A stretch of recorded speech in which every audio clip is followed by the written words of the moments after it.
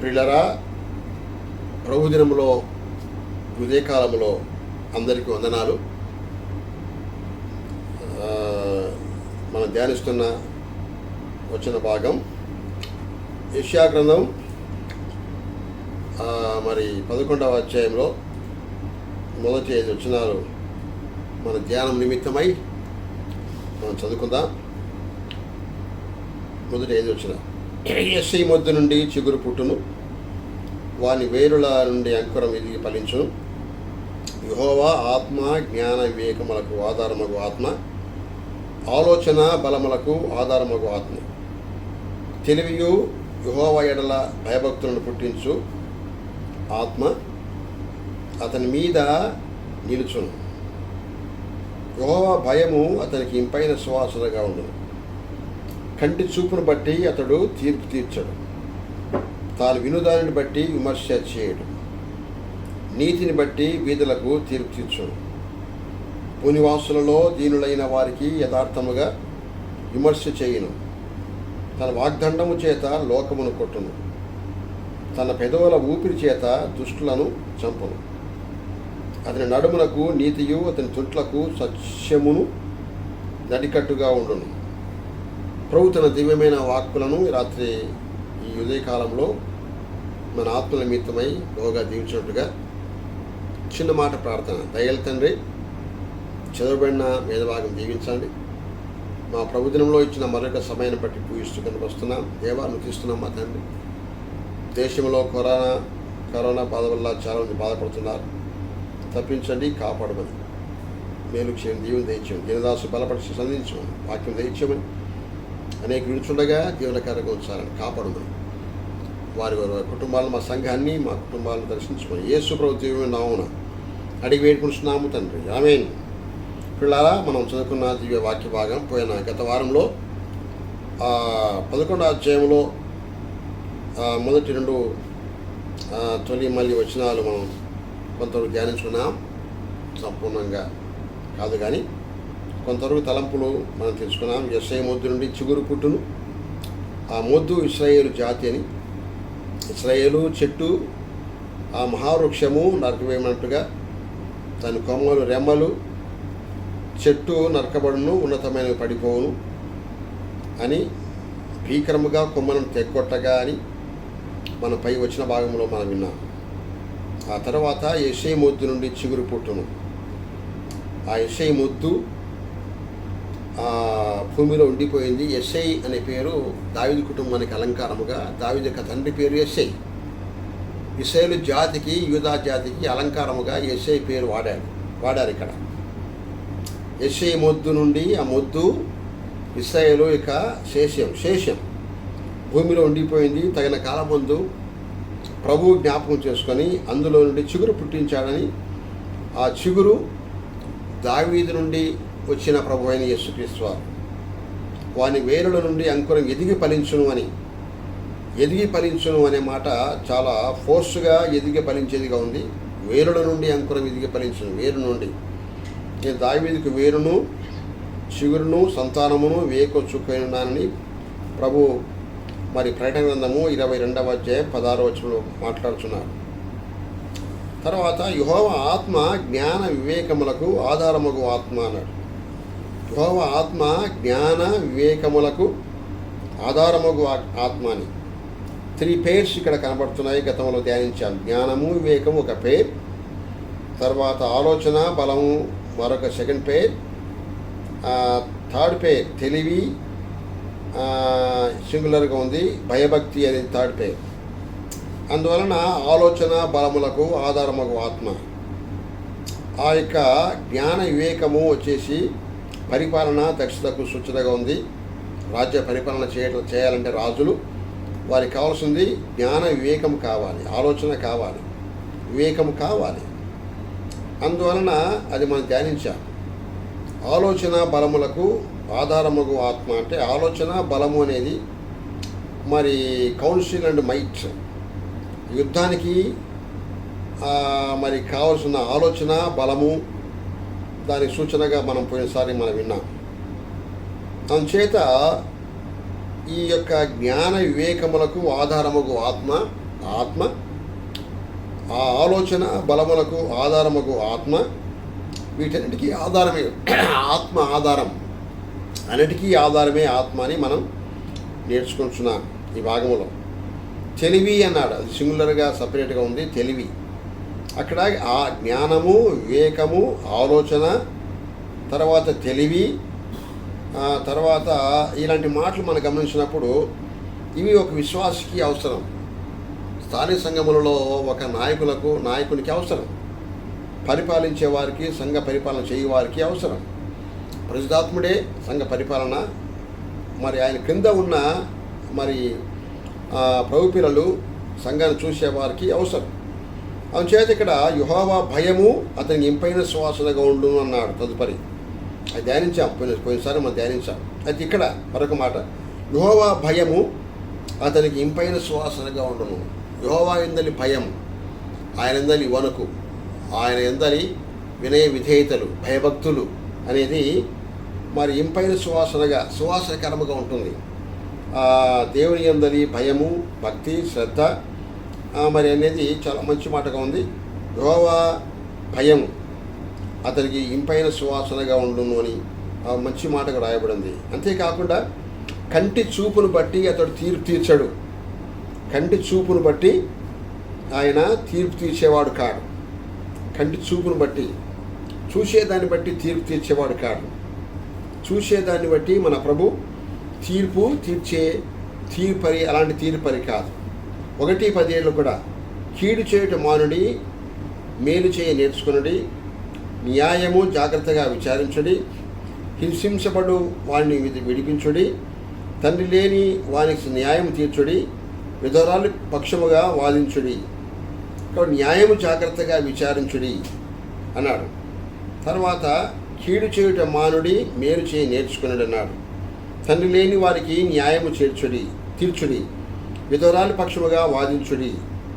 ఆ న్యాయము జాగ్రత్తగా విచారించుడి. న్యాయము, దేవుడు న్యాయమును కోరేవాడు, న్యాయమును గమనించేవాడు.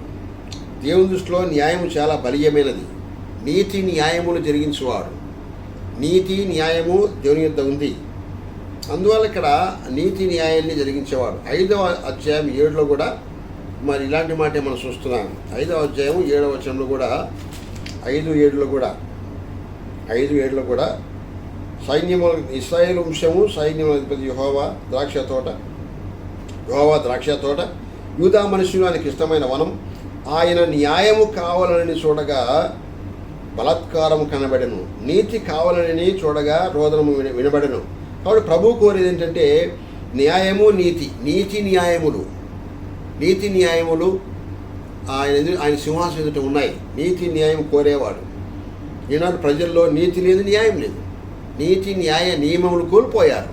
నీతి లేదు, నియమం లేదు, ధర్మం లేదు, మరి మామూలు పద్ధతులు లేవు, దేవుడు కోరదగినవి ఏ ఒక్కటి లేవు. 9వ అధ్యాయం 7లో కూడా మనం గమనిస్తున్నాం. నీతి న్యాయములు జరిగించేవాడు. న్యాయం వలనను నీతి వలనను రాజ్యమును స్థిరపరచుటకు అతడు సింహాసనాశీనుడై రాజ్య పరిపాలన చేయ. మధ్య భాగంలో ఈ 9:7లో న్యాయం వలనను నీతి వలన, నీతి న్యాయం ఇది ఆయన సొమ్ము, ఆయన సొత్తు, ఇది నీతి న్యాయం అనేది. కాబట్టి కంటి చూపును బట్టి అతడు ఆయన తీర్పు తీర్చేవాడు కాడు. కంటి చూపును బట్టి తీర్పు తీర్చేవాడు. అది ఎంత దయగల మాట మనం గమనిస్తున్నాం. కంటి చూపును బట్టి తీర్పు తీర్చేవాడు కాడు అని యోహాను సువార్త 2వ అధ్యాయము 24-25 వచనాల్లో మనకు మామూలుగా తెలిసిన వచన భాగమే. యేసు ప్రభు అందరినీ ఎరిగినవాడు.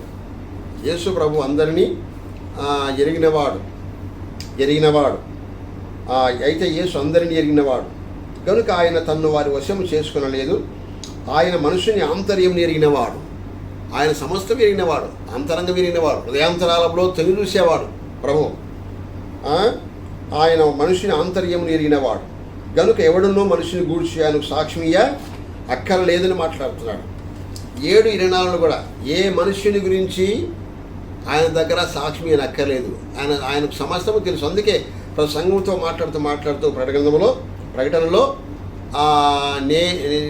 నేను ఎరుగుదును అన్నాడు. నీ క్రియలను నేను ఎరుగుదును, ఐ నో యువర్ వర్క్స్ అన్నాడు. నీ క్రియలను నేను ఎరుగుదునన్నాడు.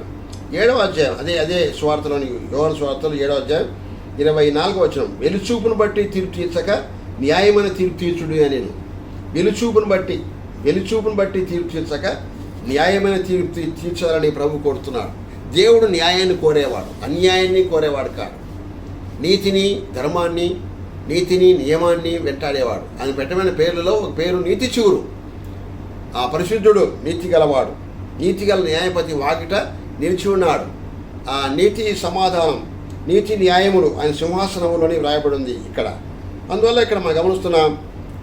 మరి అక్కడ మంచి మాటలుగా ఉన్నాయి. కంటి చూపును బట్టి అతడు తీర్పు తీర్చాడు, అట్లా తీర్పు తీర్చేవాడు కాదు. తాను వినుదాన్ని బట్టి కూడా విమర్శ చేయడట. చూడండి ఎంత మంచి దేవుడు. చూడండి, వినేదాన్ని బట్టి ఆయన విమర్శ చేసేవాడు కాదు. వినేదాన్ని బట్టి మనం ఏమో మనం విమర్శ చేస్తుంటాం. ఊరికి వింటే చాలు, ఒక చిన్న విషయాన్ని మన చెవిలో పడితే చాలు, మనము బీబీసీ కూడా మన ముందు పైకి రాదు. అంటా నేను చాటిస్తుంటాం కదా. ఒక వినుదాన్ని బట్టి చిన్న మాట వింటే చాలు, అలా సాక్ష్యం పోయింది, ఆయన పోయినాడు, అంతా పోయింది అని అంటాం. వినుదాన్ని బట్టి ఈవేళ ఆ వినుదాన్ని బట్టి తీర్పు తీర్చే విశ్వాసం ఎక్కువైపోయారు కూడా. దేని బిడ్డలకు ఈ లక్ష్యం తగదు. వినుదాన్ని బట్టి విమర్శ చేయడు ఆయన. మనం వినేదాన్ని బట్టి విమర్శిస్తుంటాం. ఒక వ్యక్తిని తగ్గిస్తాం, తీసేస్తాం, పడగొడతాం, పక్క పెడతాం, బయసగిస్తాం. సాక్ష్యం బాగాలేదు, అది బాగా మనం ఇట్లా వింటున్నాం అని మనతో మనమే ఎదుటి మనం తీర్పు తీరుస్తుంటాం జనరల్గా. కాబట్టి ఇక్కడ అది సరైన ఈ వాక్యము ఆయనకు మనకు ఎంత తేడా ఉందండి. ప్రభుకు మనకు తాను వినుదాన్ని బట్టి ఆయన విమర్శ చేయడు. ఆది కాండంలో 18వ అధ్యాయంలో సొదొమ గొమొర్రాల విషయం మాట్లాడుతూ తానే స్వయానంగా పరిశీలించడానికి వెళ్తున్నాడు ప్రభు. చూడండి అక్కడ 18వ అధ్యాయంలో వారు వీరు చెప్పారు, అయితే తను స్వయానాన్ని బయలుదేరి వెళ్ళి చూస్తాను అంటున్నాడు అక్కడ. ఆ భాగంలో తాను నేను స్వయాన పరిశీలిస్తా అంటున్నాడు. వినుదాన్ని బట్టి కాకుండా, వారు వీరు చెప్పేదాన్ని బట్టి కాకుండా స్వయాన యేసు ప్రభువే అక్కడ దిగి వెళుతున్నాడు. చూడండి అక్కడ 18వ అధ్యాయము 22వ వచనాలు. మరియు యెహోవా సొదొమ గొమొర్రాలను కూర్చున్న మొర గొప్పది గనుకను వాటి పాపం బహు భారమైనది గనుకను నేను దిగిపోయి నా యొద్దకు వచ్చిన ఆ మొర చొప్పుననే వారు సంపూర్ణంగా చేసిరో లేదో చూచెదను, చేయని ఎడల నేను తెలుసుకొందును అని. ఎంత మంచి తాత్పర్యం చూడండి ఇక్కడ. వారు చేశారో లేదో, సంపూర్ణంగా చేసిరో లేదో చూచెదను, చేయని ఎడల నేను తెలుసుకొందును అన్నాడు. అలాంటి అనుభవం కావాలి. చూడకుండానే, వినకుండానే, గమనించకుండానే ఎవరో చెప్పిన దాన్ని బట్టి మనం తీర్పు తీరుస్తుంటాం. పగ తీర్చుట నా పని, తీర్పు తీర్చడం మీ పని కాదన్నాడు. పగ తీర్చుట నా పని ప్రభు సెలవిస్తున్నాడు. మనుషులు ఎవరు తీర్పు పని కాదు. ఒక వ్యక్తికి తీర్పు తీర్చాల్సింది ప్రభువు కానీ మనుషులు కాదు. తీర్పరి ప్రభు ఉన్నాడు. నీతిగల న్యాయపతి వాకిట నిల్చున్నాడు. Is the judge. యేసు ప్రభు జడ్జిగా ఉన్నాడు, న్యాయపతిగా ఉన్నాడు, తీర్పరిగా ఉన్నాడు. మనందరం క్రీస్తు న్యాయపీఠ ఎదుట నిలుతాము. అది మంచివైనా సరే, చెడ్డమైనా సరే, వారి క్రియలు వారి వెంట పోవును. మనుషులు కాదు. మనుషుల దగ్గర ఒకవేళ ఇలాగుంటే అలాగ కావచ్చు, అలాగుంటే ఇలాగ కూడా కావచ్చు, రివర్సులు కూడా కావచ్చునేమో. నీవే తీర్పులు నిలుస్తావు కాబోరు. అందువల్ల ఎదుటివానికి తీర్పు తీర్చేవా మనుషుడా, నీకు నువ్వు తీర్పు తీసుకున్నావా అని రోమాల ప్రశ్న వేస్తున్నాడు. ఎదుటివానికి మనం తీర్పు తీసుకుంటాం, కానీ నీకు నువ్వు తీర్పు తీర్చుకోవా అని మాట్లాడుతున్నాడు. కాబట్టి ఇక్కడ ఎదుటివారికి తీర్పు ఇచ్చేంతటి గొప్ప యోగ్యులమైతే మనం మనం మాత్రం తీర్పు తీర్చుట, పగ తీర్చుట మన పనిగా. కాబట్టి అందువల్ల ఇక్కడ తాను వినుదాన్ని బట్టి ఆయన విమర్శ చేయడు. ఎంత మంచి సుగుణమో చూడండి ప్రభు సుగుణం. ఆయన దయాదక్షిణ పూర్ణుడు, కృపా సమృద్ధి గలవాడు, క్షమించడం సిద్ధాస్తుడు, క్షమార్హుడు, క్షమించడం అర్హతగలిగినవాడు. అమ్మా ఎవరు నీ పాపం, ఎవరు నీ మీద రాయి వేయలేదా అన్నాడు. లేదు ప్రభు అనింది ఆమె. అందరు రాళ్ళు వేయడానికి వచ్చారు. ప్రభు అన్న రాశాడు కింద నేల మీద ఏమో రాయిచుండెను. ఆయన నేల మీద కిందికి వంగి, ఆయన నేల మీదకి వంగి నేల మీద ఏమో రాయిచుండెను అన్నాడు. ఏం రాస్తున్నాడు? వారి జీవితం రాస్తున్నారు. చిన్నవారు మొదలుకు అందరూ వెళ్ళిపోయారు. అది చూసుకొని, అమ్మా ఎవరు నీకు శిక్ష విధింపలేదా, ఎవరు రాళ్ళు వేయలేదంటే లేదు ప్రభువా. అలాగైతే నేను కూడా నీకు శిక్ష విధింపను. అసలు రాయి వేయాలంటే ఏసేవారు మాత్రం రాయి వేయాలి ఆమె మీద. ఆయన నిర్దోషి, నిష్కల్ప పాపలు వచ్చారు. దేవుడే తీర్పరి, ఆయనే కదా చెప్పాలంటే. వాస్తవానికి ఏసేవారి రాయి వేయలేదు అక్కడ. మరి రాళ్ళు వేయడానికి చాలామంది చిన్నవారి మీద పెద్దవారి వరకు వచ్చారు. అక్కడ చిన్నవాళ్ళు కూడా వచ్చారట. ఆమె అంటే చాలా చిన్నవారు వారంతా. వారు కూడా రాళ్ళు వేయడానికి వచ్చారు. రాళ్ళు వేయడానికి సిద్ధాస్తులు మానవులు. ఒక రాయి కాదు 10 రాళ్ళు వేస్తారు. తప్పు చేస్తే 10 రాళ్ళు ఎన్నో రాళ్ళు వేస్తారు అన్నమాట. రాతి మీద రాళ్ళ మీద రాళ్ళు కురిపిస్తారు అట్లా కాదు. అందువల్ల ఇక్కడ తాను వినదాన్ని బట్టి ఆయన విమర్శ చేయడు. నీతిని బట్టి బీదలకు తీర్పు తీర్చేవాడు. నీతిని బట్టి బీదలే కానీ నీతిని బట్టి తీర్పు తీస్తాడు. బీదలని పరలోక రాజ్యంలో ప్రవేశం కాదు, కానీ నీతిని బట్టి బీదలు కూడా నీతి కనపడాలి. లాజరు దరిద్రుడే వాస్తవమే, బెగ్గర్ ఇంగ్లీష్ రాయబడింది. కానీ అయితే ఆయన ప్రభు నమ్ముకున్నాడు. ప్రభు నమ్ముకున్నాడు. బెగ్గర అయినందుకైనా ప్రభు జాలి చూపించాడా? లేదా అట్లా కాదు, దేవుడు పక్షపాతి కాడు. ఆయన ధనికునేందుకు ఆయన ధనికుని నరకాన్ని పంపించాడా? అట్లా కాదు, అట్లా కాదు. కానీ ఇక్కడ ఆ బెగ్గరైన లాజరు, దరిద్రుడైన లాజరు ప్రభు నమ్ముకున్నాడు. దరిద్రులైన వారు ప్రభు నమ్ముకోవాలి ముందు. దరిద్రులైన మాత్రం పరలోకం ప్రవేశించలేదు. దరిద్రులైన వారు కూడా, బీదలైన వారు కూడా ప్రభు నమ్ముకోవాలి. లేదా ఆరండి అగ్ని తీరని బాధ నా మానని యాతన. ధనవంతులు సులిభజ్యం ఒంటిద్రుడు సులభం. ధనవంతు పరలోక ప్రవేశించకంటే సులిభజ్యంలో ఒంటిద్రుడు సులభని వ్రాయబడింది అక్కడ. కాబట్టి ధనవంతులేమి, ధనికులేమి, ధనం లేని వారేమి, నిరుపేదలేమి అందరూ నమ్ముకోవాలి. పేదలంత మాత్రమే నమ్ముకోకుండా పరలోకం చేస్తామంటే కుదరదు. అది అట్లా వాక్యం సవియలేదు. అందరికీ రక్తం చిందించిన యేసు ప్రభును నమ్ముకొని తీరాలి. అందువల్ల నీతిని బట్టి బీదలకు తీర్పు తీర్చేవాడు. బీదలే కానీ వారికి కూడా నీతి ఉంది. నీతిని బట్టి తీర్పు తీర్చేవాడు. 72వ కీర్తన 72:7 అనుకుంటాను. 72:2లో నీతిని బట్టి నీ ప్రజలకును న్యాయ విధులను బట్టి శ్రమనొందిన నీ వారికి అతడు న్యాయము తీర్చును. నీతిని బట్టి పర్వతములను చిన్న కొండలను ప్రజలకు నెమ్మది పుట్టించునన్నారు. చూసారా? కాబట్టి ఇక్కడ నీతిని బట్టి అనే మాట చూస్తున్నాం. నీతిని బట్టి పర్వతములను చిన్న కొండలను, నీతిని బట్టి నీ ప్రజలకు న్యాయ విధులను బట్టి శ్రమనొందిన నీ వారికి అతడు న్యాయం తీర్చును. నీతిని బట్టి అనే మాట మంచి మాటగా ఉంది అక్కడ. నీతిని బట్టి న్యాయం తీర్చేవాడుగా మన ప్రభు అక్కడ ఉన్నాడు. నీతిని బట్టి న్యాయం తీర్చేవాడు. 4లో కూడా ఉందనుకుంటా అలాంటి మాటే. 4వ వచనంలో కూడా ఉందనుకుంటాను. ప్రజలలో శ్రమనొందిన వారికి అతడు న్యాయం తీర్చును. బీదల పిల్లలను రక్షించి బాధపెట్టు వారిని నలగొట్టునన్నాడు అక్కడ. బీదల పిల్లలు రక్షించి తర్వాత ప్రజలలో శ్రమనొందిన వారికి అతను న్యాయం తీర్చేవాడు. నీతి న్యాయం, ఈ నీతిని న్యాయాన్ని గమనించేవాడు మన ప్రభు. నీతి ఉందా, న్యాయం ఉందా? అబ్రాహాము దేవుని నమ్మెను, అది అంత నీతిగా ఎంచబడింది. మన నీతి ప్రభు అయిన యేసుక్రీస్తు నీతి చిగురుగా ఉన్నాడు యేసేవారు. కాబట్టి ఇక్కడ ఆయన నీతిపరుడు, నీతి న్యాయములు కలిగినవాడు మన ప్రభు. కాబట్టి నీతి కలిగినవాడు. నీతిని బట్టి బిడ్డలకు ఆయన న్యాయం తీర్చేవాడు అన్నాడు. 19వ అధ్యాయంలో ప్రకటన గ్రంథంలో 19:11లో చాలా మంచి మాటలు అక్కడ ప్రభుని గురించి మరి ఇలాగ మనం చూస్తున్నాం. చాలాసార్లు మనం ధ్యానించాం, వాక్య భాగాన్ని చూసాం కదా. 19:11లో మరి అలాంటి వచ్చిన భాగం ప్రభుని గురించిన సంగతులు అక్కడ ఉన్నాయి. మరియు పరలోకం తెరవబడిన చూసిని అప్పుడు ఇదిగో తెల్లని గుర్రం ఒకటి కనబడెను. దాని మీద కూర్చుండినవాడు నమ్మకమైన వాడును సత్యవంతుడును అను నామం గలవాడు. ఆయన నీతిని బట్టి విమర్శ చేయొచ్చు యుద్ధము జరిగించున్నాడు. నీతిని బట్టి విమర్శ చేసేవాడు, యుద్ధం జరిగించేవాడు, నమ్మకమైన వాడు, సత్యవంతుడు. ఆయన నీతిని బట్టి విమర్శ చేయొచ్చు యుద్ధం చేసేవాడు. నీతిని బట్టి ఆయన యుద్ధం జరిగించేవాడు, నమ్మకమైన వాడు. తెల్లని గుర్రం మీద కూర్చొని ఉన్న మన ప్రియ ప్రభువు. అంతేకాదు ఆయన తల మీద, ఆయన శిరస్సు మీద ఆయన నేత్రములు అగ్నిజ్వాల వంటివి, ఆయన శిరస్సు మీద అనేక కిరీటములు ఉండేను రాయబడింది. అనేక కిరీటములు రాయబడి ఉండేవి. ఆయన శిరస్సు మీద అనేక కిరీటములు, చాలా కిరీటాలు ఉన్నాయి.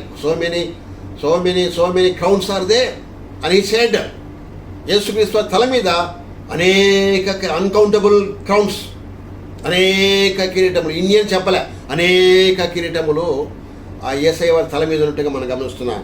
అలాంటి మహనీయుడు యేసయ్య వారు. అందుచేత మరి భూనివాసులలో దీనులైన వారికి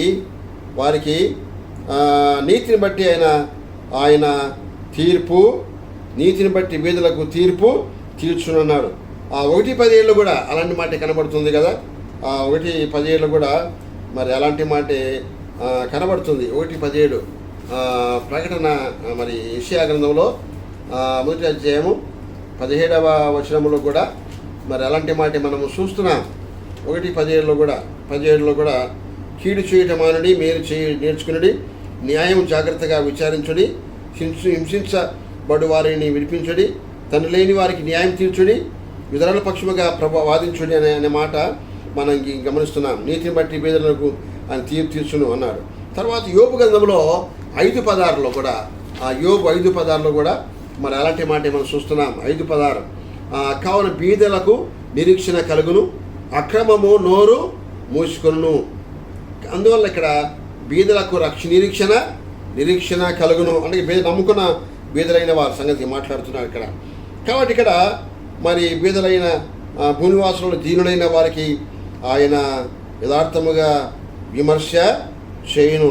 ఆత్మ విషయమే దీనులైన వారు ధనిలు, పరలోక రాజ్యము వారిది అన్నాడు కదా మత్తయి సువార్త 5:2 ప్రారంభంలో. ధనితన విషయంలో కొండ మీద ప్రసంగం చేస్తూ ప్రభుల వారు అందులో ఆత్మ విషయమై, ఏ విషయమై? లోక విషయమై కాదు, ఆత్మ విషయమై, దేవుని విషయమై, వాక్య విషయమై, రక్షణ విషయమై, స్వార్థ విషయమై, వీటి విషయమై దీనులైన వారు ధనిలు, పరలోక రాజ్యము వారిది అని మాట అక్కడ మాట్లాడుతున్నాడు. కొలస్సై పత్రిక 2వ అధ్యాయము 15వ వచనము కూడా మరి అలాంటి మాటలు ప్రభువు రాయించాడు భక్త పౌలు ద్వారా.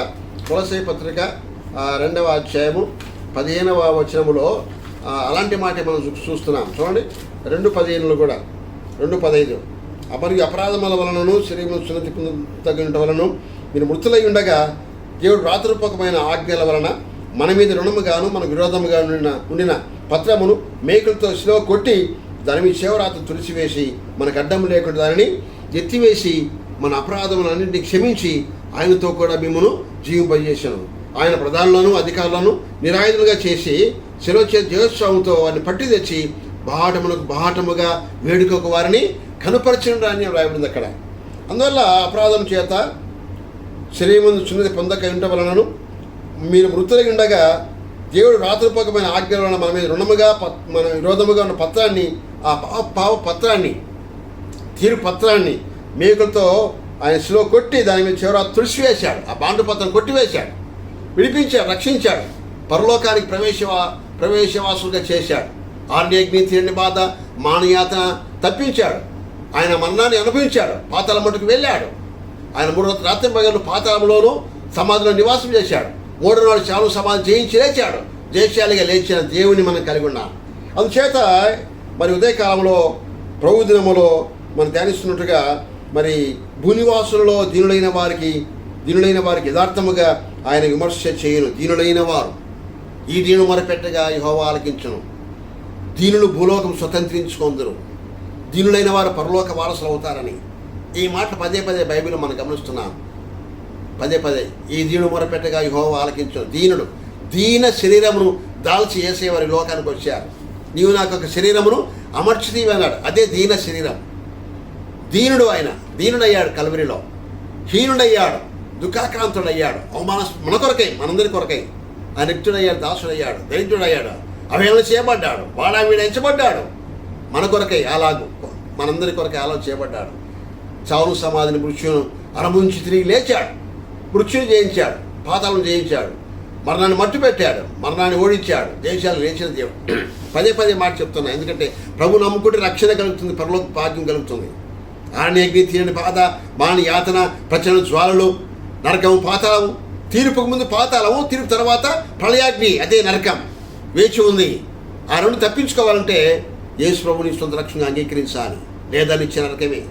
ఇది వాస్తవం. ఇది అందుచేత ఇక్కడ మాట్లాడుతూ ఆ రకంగా విమర్శ చేయను. విమర్శకుడుగా, తీర్పరిగా, జడ్జిగా యేసేవ నిలవబోతున్నారు. ఆజ్ఞాన కాలమును దేవుడు చూసినట్టుగా ఉండేను. ఇప్పుడైతే అందరూ మారుమనసు పొందాలని దేవుడు మనుషులకు ఆజ్ఞాపిస్తున్నాడు కదా. తర్వాత ఎందుకనగా తాను నియమించిన మనుషుని చేత భూలోకమును తీర్చబడే దినమున ఆయన నిర్ణయించున్నాడు. అపొస్తలుల కార్యములు 17వ అధ్యాయం 30-37 వచనాలు ఈ మాట ఉన్నాయి. ఎందుకనగా తాను నియమించిన మనుషుని చేత భూలోకమును తీర్చబడే దినమున ఆయన నిర్ణయించు. One day is there, judgement, సర్వత్ర విమర్శ చేయబోతున్నాడు. సర్వలోకము జడ్జిమెంట్స్ లోన్ కాబోతుంది. అందుచేత తన వాగ్దండం చేత లోకమును కొట్టును అన్నారు ఇక్కడ. తన వాగ్దండం దేని చేత? తన వాగ్దండము చేత, వాగ్దండం, తన వాగ్దండము చేత.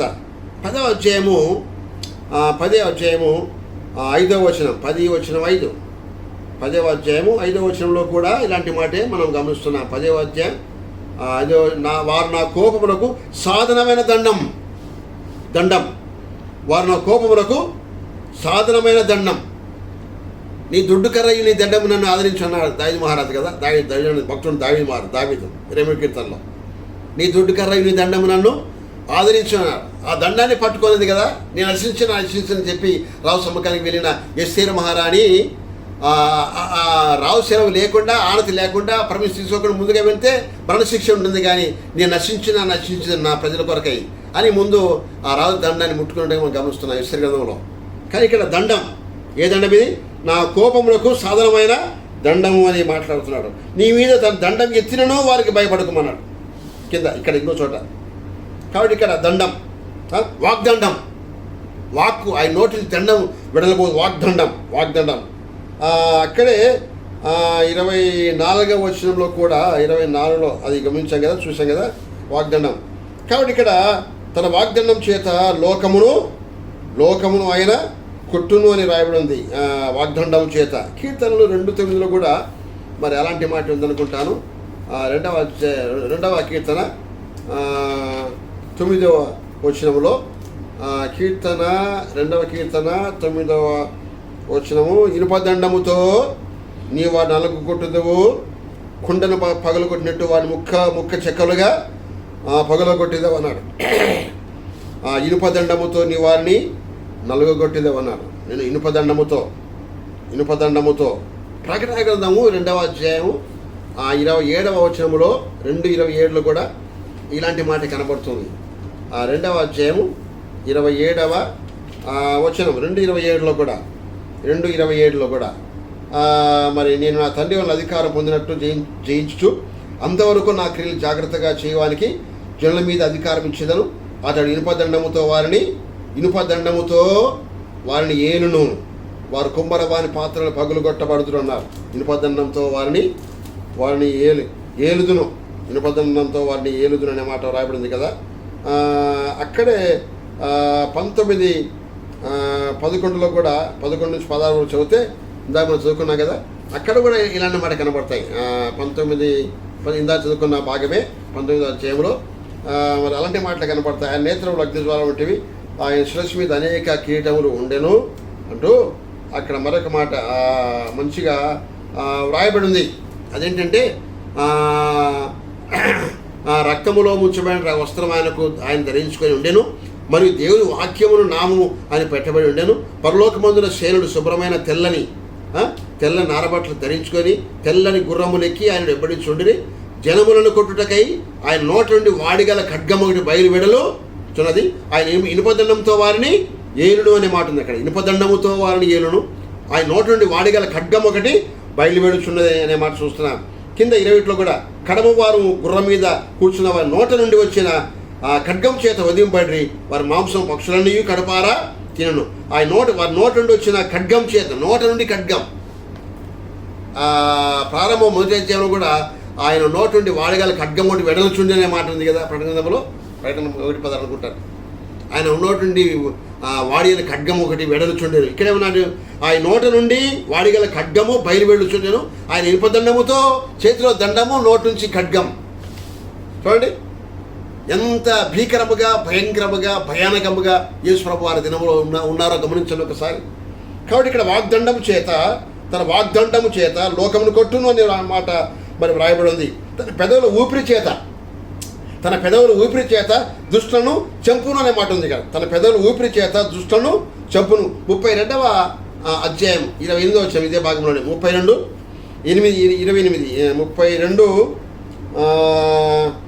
32వ అధ్యాయం 32 అక్కడే మరొక మాట కూడా కనబడుతుంది. దాని ముందుగా మరొక మాట చూడండి. అక్కడ తన పెదవుల ఊపిరి చేత దుష్టులను చంపును అని రాయబడింది అక్కడ. తర్వాత రెండో తెస్స 2వ అధ్యాయము 8లో కూడా ఇలాంటి మాట మనం గమనిస్తున్నాం. 2వ అధ్యాయము 8వ వచనం, 2వ తెస్స 2వ అధ్యాయము 8వ వచనంలో కూడా తన ఊపిరి చేత కదా, తన ఊపిరి చేత 2:8 2:8లో ఆ మాటలు ఉన్నాయి. 2వ తెస్సలో మంచి మాటలు ఉన్నాయి ఇక్కడ. 2:8లో కూడా అప్పుడు ఆ ధర్మ విరోధి బయలుపరచబడును, ప్రభుని యేసు తన నోటి ఊపిరి చేత వారిని సంవరించి తన ఆగమన ప్రకాశం చేత నాశనము చేయను. తన ఆగమన ప్రకాశము ఆగమనంలో ప్రకాశవంతుడిగా రాబోతున్నాడు యేసేవారు. ఒకటి, దాని ముందుగా ధర్మ విరోధి బయలుపరచబడును, ప్రభువైన యేసు తన నోటి ఊపిరి చేత వారిని సంహారం చేయను అనే మాట ఉంది ఇక్కడ. తన నోటి ఊపిరి చేతనే సంహారము చేయబోతున్నాడు అనే మాట వ్రాయబడి ఉంది. ఈ యోబు గ్రంథములో 4:9 కూడా మరి ఇలాంటి మాట కనబడుతుంది. యోబు గ్రంథము 4వ అధ్యాయము 9వ వచనం, 4:9, దేవుడు ఊదగా వారు నశించుదురు, ఆయన కోపాగ్ని శ్వాసము వలన వారు లేకపోదురన్నాడు. ఆయన కోపాగ్ని శ్వాస, ఆ శ్వాస విడిస్తే చాలు, ఆయన నోటి శ్వాస వలన వారు లేకపోదురు అనే మాట తేటగా మనం గమనిస్తున్నాం. కీర్తనలు 18:8, కీర్తనలు 18వ కీర్తన 8వ వచనం, 18:8లో కూడా మరి ఇలాంటి మాటే మనం చూస్తున్నాం. 18:8లో కూడా మరి ఇలాంటి మాటే, ఆయన కోపింపగా అవి కంపించెను, ఆయన నాసికారంధ్రము నుండి పొగ పుట్టెను, ఆయన నోట నుండి అగ్ని వచ్చి దహించెను అని, నిప్పు కలం రాజబెట్టెను, మేఘంలోంచి ఆయన వచ్చాను, ఆయన పాదం కింద గాఢాంధకారం కమ్మి ఉండెను, కిరుబులు ఎక్కి ఆయన ఎగిరి వచ్చాను. ఇలాంటి మాటలు చూడండి. యేసేవారి 2వ ఆగమనంలో 2వ దశలో ఎలా రాబోతున్నాడు. ఆయన కోపింపగా అవి కంపించాను, ఆయన నాసికారంధ్రములో నుండి పొగ పుట్టాను, ఆయన నోట నుండి అగ్ని వచ్చి దహించాను అని మాట్లాడాడు. ఆయన నోట నుండి అగ్ని వచ్చి దహించెను అని మనం గమనిస్తున్నాం. నోట నుండి అగ్ని వచ్చి దహించెను. 30:28లో కూడా యెషయా గ్రంథం 32 అన్నా కదా, 30:28 వచనం, 30:28లో కూడా ఇలాంటి మాట కనపడుతుంది. చూద్దాం, చూడండి. ఆయన ఊపిరి కుతికల లోతు వచ్చు ప్రవాహమైన నది వలె ఉన్నది. చూసారా, ఆయన ఊపిరి కుతికల లోతు వచ్చు ప్రవాహమైన నది వలె ఉన్నది. అవునా, కుతికల లోపు. తర్వాత 33వ వచనం, అదే అధ్యాయమే, 33 ఆఖరి లైన్, గంధక అది అగ్నియు విస్తార కాష్టములను కలిగినవి గంధక ప్రవాహముల వలె యెహోవా ఊపిరి దాన్ని రగులబెట్టును. యెహోవా ఊపిరి ఇలాంటిదట, గంధక ప్రవాహము వలె యెహోవా ఊపిరి దాన్ని రగులబెట్టునన్నాడు. రగులబెట్టునన్నాడు అక్కడ 33 ప్రారంభంలో కూడా అక్కడ వచ్చినప్పుడు కదా, పూర్వం నుండి తోఫెతు సిద్ధపరచబడి ఉన్నది, అది మెలకు దేవతకు సిద్ధపరచబడి ఉన్నది, లోతుగాను విశాలముగాను ఆయన దాన్ని చేసి ఉన్నాడు, అది అగ్నియు విస్తార కాష్టములను కలిగి ఉన్నది, గంధక ప్రవాహముల వల్ల యెహోవా ఊపిరి దాన్ని తగలబెట్టునన్నాడు తన నోటి ఊపిరి చేతనే. చూసారా, ఇక్కడ యెహోవా నోటి ఊపిరి చేత దాన్ని చంపును లేక భస్మీపటం చేయను అనే మాట కూడా మనం గమనిస్తున్నాం. తర్వాత 40:24 యెషయాలో 40:24లో కూడా అలాంటి మాటే మనం గమనిస్తున్నాం. 40:24లో 40 అధ్యాయము 24, వారు నాటబడగానే విత్తబడగానే వారి మొదలు భూమిలో వేరు తన్నకమునుపే ఆయన వారి మీద ఊదగా వారు వాడిపోదురు. ఆయన వారి మీద ఊదగా వారు వాడిపోదురు. ఆయన ఊతే చాలు, నోటితో ఊదినట్లయితే అంతా వాడిపోయేవారుగా, పడిపోయేవారుగా, చనిపోయేవారుగా, భస్మైపోయేవారుగా ఉన్నారని మనం గమనిస్తున్నాం. తన పెదవుల ఊపిరి చేత దుష్టులను చంపును. ఏమండి, ఆ మాట చాలా బాగున్నాయి కదా. కాబట్టి మనం గమనిస్తున్న ఈ భాగంలో అతని నడుము ఇంకా చాలా మాటలు ఉన్నాయి. స్వాడ్ ఆఫ్ ది స్పిరిట్ అన్న, ఆయన నోటి నుండి వెలువలే ఆ యొక్క ఖడ్గము చాలా బలీయమైందని మనం నేర్చుకొస్తున్నాం. 6వ అధ్యాయము ఎఫెసీ 6:17 కూడా తరచుగా మనం ధ్యానిస్తుంటాం కదా, ఆత్మీయుని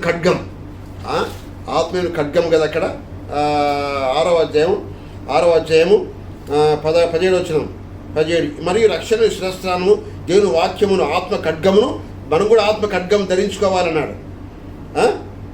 ఆత్మ ఖడ్గం, దేవుని యొక్క వాక్యం అనే ఆత్మ ఖడ్గాన్ని, ప్రభు నోటి నుంచి వెలువడే ఆత్మ ఖడ్గం ఏ రకంగా ఉందో హెబ్రీ పత్రిక 4:12 చెప్పిన 2 అంచుల ఎటువంటి పదుల కంటే 2 అంచుల ఖడ్గం, డబుల్ ఎడ్జ్డ్ స్వాడ్. దేవుని యొక్క వాక్యం డబుల్ ఎడ్జ్డ్ స్వాడ్. వినేవారిని ఛేదిస్తుంది, ఖండిస్తుంది, బోధించేవారిని కూడా ఎవరిని స్పేర్ చేయదు. Double edged sword. అటు ఇటు నరుక్కుంటూ పోతుంది, అటు ఇటు. వన్ సైడ్ కాదు, వన్ వే కాదు, డబుల్ ఎడ్జ్డ్, 2 sides. అందువల్ల ఇక్కడ మనం గమనిస్తున్నాం, మరి చాలా సంగతులు అక్కడ మనం నేర్చుకుని వస్తున్నాం. కాబట్టి ఇక్కడ తన పెదవులు ఊపిరి చేత దుష్టులను చంపును, అతని నడుమునకు నీతియు. నడుముకి ఉండాలంట, నడుముకు నీతి ఉండాలి నడుముకు. అందుకే అన్నాడు ఎఫెసీ పత్రిక, మీ నడుమునకు సత్యమును దట్టి కట్టుకోమంటారు. దట్టి అంటే అది బెల్ట్ అనమాట, బెల్ట్. మీ నడుమునకు నీతి కట్టుకోవాలి, సత్యమును దట్టి బెల్ట్ కట్టుకోవాలి. సత్యాన్ని బదులు అబద్ధాన్ని కట్టుకున్నాం అనుకోండి నడుముకు, ఆ నడుము పడిపోతుంది, విరిగిపోతుంది, తొనకలైపోతుంది. ఈవేళ మనం సత్యమును తట్టి నీతిని మహిమను తోడుకోమంటాడు ఎఫెసీ పత్రికలు కదా. ఇక్కడ అతని నడుమునకు, అతని నడుమంటే ప్రభు యేసుక్రీస్తు వారి యొక్క నడుము ఎలాంటి నడుమంట, ఆయన నడుమునకు నీతియు, అతని తుంట్లకి ఏముంది, సత్యము. నీతి సత్యము. దేని బిడ్డలమైన మనకు ఈ రెండు చాలా అవసరం. నీతి ఉండాలి, సత్యం ఉండాలి. తుంట్లకు సత్యం ఉండాలి, సత్యం ఉండాలి నడుము. ఆ నడుమునకు నిర్గమకాండం 12వ అధ్యాయం 11లో మరి మన టైం అయిపోయింది, క్లుప్తంగా మనం చూసుకున్నాం ఇవాళ. 12వ అధ్యాయంలో 12వ అధ్యాయము 12-11లో మనం గమనిస్తే మీరు దానిని తినవలసిన విధేయమనగా మీ నడుము కట్టుకొని, మీ చెప్పులు తొడుక్కొని, మీ కర్రలు చేత పట్టుకొని త్వరపడుచు దాన్ని యెహోవా పస్కా బలిని. అవునా, నడుము కట్టుకోవాలి, ముందు నడుము కట్టుకోవాలి. మనస్సును నడుము కట్టుకునే వారై అని పేతురు రాస్తున్నాడు కదా 1:13లో, 1 పేతురు పత్రికలో. మనస్సు నడుము, ఆ నడుము కట్టుకోవాలి ముందు. చెప్పులు సమాధాన సువార్తను సిద్ధమైన జోలు తోడుకోండి. మీ కర్ర, విశ్వాసమైన కర్ర. అబ్రాహాము చేతిలో మరి యాకోబు చేతిలో కర్ర, మోషే చేతిలో కర్ర, దావీదు చేతిలో కర్ర, ఈ కర్ర. కాబట్టి ఇక్కడ చేత పట్టుకొని త్వరపడుచు దాన్ని తినాలి. త్వరపడుచు, దేవుని సన్నిధికి త్వరపడుచు రావాలి. త్వరపడి ఏదో ఇబ్బందిగా రావడం కాదు, బాధతో రావడం కాదు, ఎవరి కోసం వచ్చినట్టు కాదు, దేవుని కోసం రావాలి. ఆ నాయకుల కొరకు కాదు, ఆ కాపురి కొరకు కాదు, ఆ పాస్టర్ గారి కొరకు కాదు, ఆ సేవకుల కొరకు కాదు రావాల్సింది, ఆ సంఘ పెద్ద కొరకు కాదు రావాల్సింది. సంఘానికి బలవంతంగా వచ్చేవారు ఉన్నారు. అనాలోచనగా ఏదో బుద్ధి పుట్టక భారంగా నిట్టుడుగా ఏదో పోగొట్టుకున్న మాదిరి విచారంగా నిర్లిప్తంగా భారంతో ఉన్నట్టుగా ఇక్కడ వచ్చిన తర్వాత భారం పోతుంది, ఆనందం కలుగుతుంది. కాబట్టి ఇక్కడ మనం గమనిస్తున్నాం, మరి ఇక్కడ అతని నడుమునకు నీతియు, అతని తుంట్లకు సత్యము, నడికట్టుగా 5 ఏళ్ళు కూడా 5వ అధ్యాయం 27 వచ్చిన కూడా ముగిస్తున్న అయిపోయింది, టైం అయిపోయింది.